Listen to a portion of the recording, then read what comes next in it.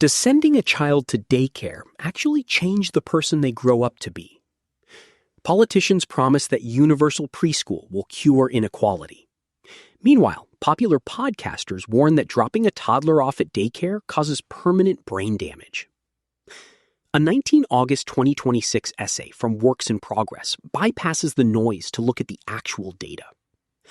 The core question is surprisingly quiet. What if neither extreme is right? The scientific record points to a much less dramatic reality, turning a heated culture war back into a simple, practical choice for families. Written by Phoebe Arslanowicz-Little in Works in Progress, narrated for Arva. This piece is featured in issue 25 of Works in Progress. Subscribe today to get issue 25 and an issue every 2 months after, delivered straight to your door. Does daycare damage children's brains? So say a growing number of commentators, particularly on the political right. Prominent daycare critic Michaela Fuller, daughter of Jordan Peterson, explained to her 1.3 million podcast followers that it affects children in pretty nasty ways, warning them against traumatizing their children. Erica Komisar, an American psychoanalyst, claimed in 2025 on the popular podcast Diary of a CEO that daycare makes young children more likely to develop pathological defenses in response to the trauma of being separated from their parents. It's so bad for their brain, she continued, and it's been known to increase aggression. At the same time, the educational establishment views daycare as not only indispensable to child development, but also a solution to problems like inequality and violent crime. The European Commission says that preschool, quote, lays the foundations for later success in life. The World Bank claims that it can, quote, help countries be more productive and compete more successfully in a rapidly changing global economy. Governments around the world spend billions of dollars on daycare, notionally as an investment in future members of the workforce. Who is right? Does daycare traumatize children, or does it turn them into upstanding citizens? Or perhaps both are true, and daycare sacrifices the emotional health of toddlers in order to turn them into subdued salarymen. Although the confidence with which they are made might suggest otherwise, there is little evidence to support such extreme claims on either side.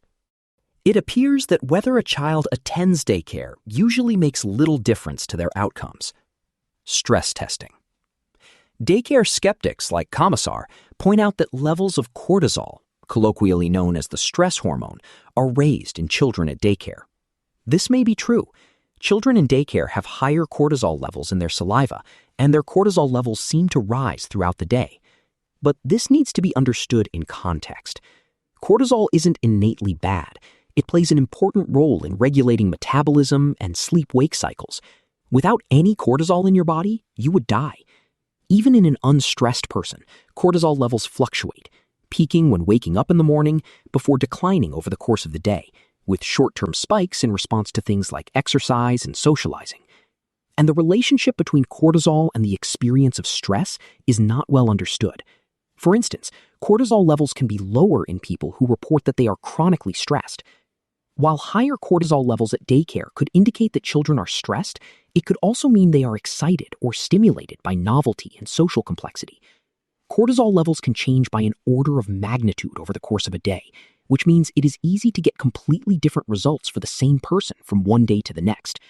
This, as well as variation by age and factors like how recently children have exercised or eaten, means that reliable data is hard to obtain. The studies we have may not be well-powered enough to detect a genuine signal amid the noise. We don't need salivary cortisol to know that some children find daycare stressful. Perhaps they prefer to be with their parents or find the busy environment overstimulating.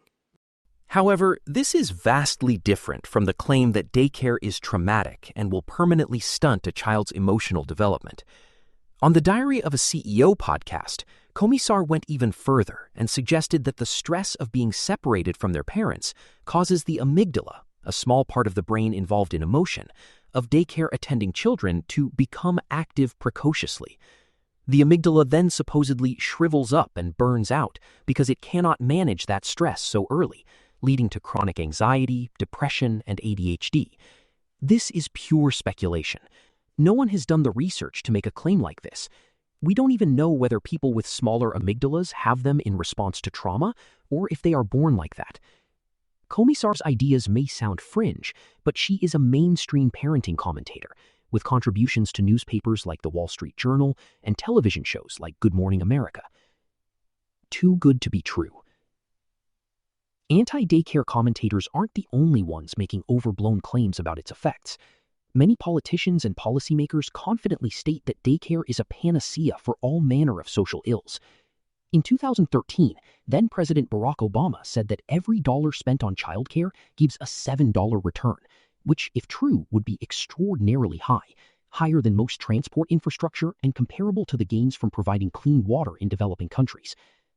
Obama claimed that this effect is thanks to daycare boosting graduation rates, reducing teen pregnancy, and even reducing violent crime, and that attending daycare can cause children to form more stable families of their own. Hillary Clinton has said that the evidence is overwhelming that spending on daycare is good for economic development. Joe Biden advocated for universal preschool to give America the best educated workforce in the world.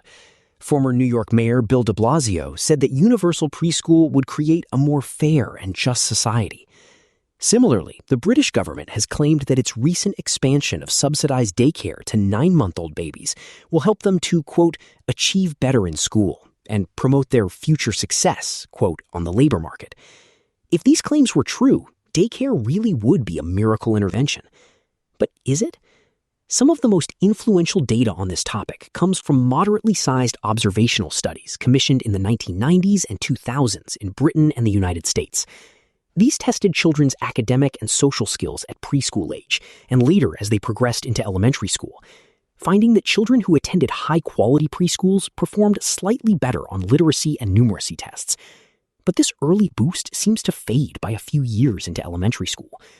The evidence is even more mixed on potential improvements to children's social skills, with some studies finding children who attend daycare are slightly better at cooperating, while others find they have slightly more behavioral problems. The clearest benefit is for children from disadvantaged backgrounds, which means children living with some combination of poverty, low parental education, single parenthood, or family instability, such as foster care. Two famous studies, the Perry Project and the Abecedarian Project, from the 1960s and 1970s, investigated the effects of intensive, targeted interventions for Black children from especially deprived families living in segregated America. Researchers reported that children in these programs later had higher earnings and lower arrest rates. The Perry Project was cited as evidence for Obama's $7 claim. But both of these studies looked at children in very particular circumstances, who received not just ordinary daycare, but intensive support that included free healthcare and home visits.